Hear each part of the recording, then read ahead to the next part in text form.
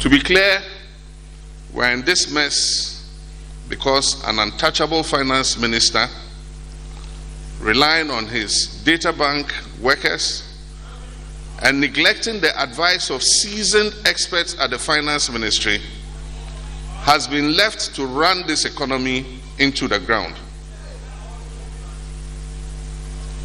We're in this mess because the so-called solid economic management team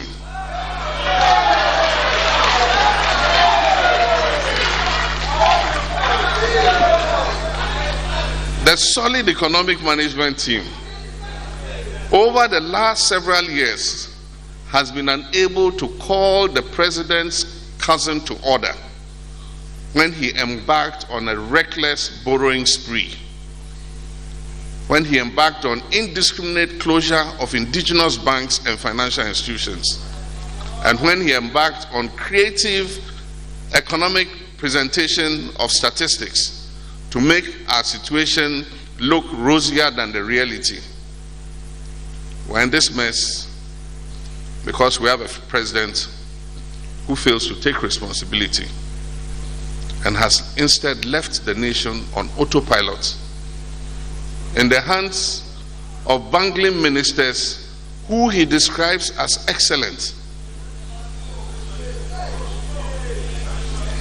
Last December, the president is on record as having said, "The present economic mess is not my fault."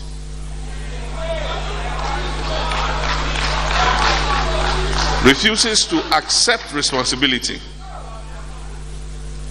For emphasis, the biggest blame for the current tragic situation in which we find ourselves lies with the very people charged with managing the country, and not with the pandemic, not with any war in any country, as has been unprofessionally posited. And Ghana has been treated as an experimental playground or a family heirloom. And I regret to say this was all avoidable.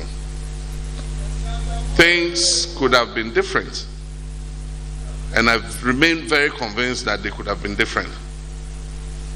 Ladies and gentlemen, I want to restate what I have said over the years. We are ever ready and willing to share pragmatic steps that will help put our nation back on track.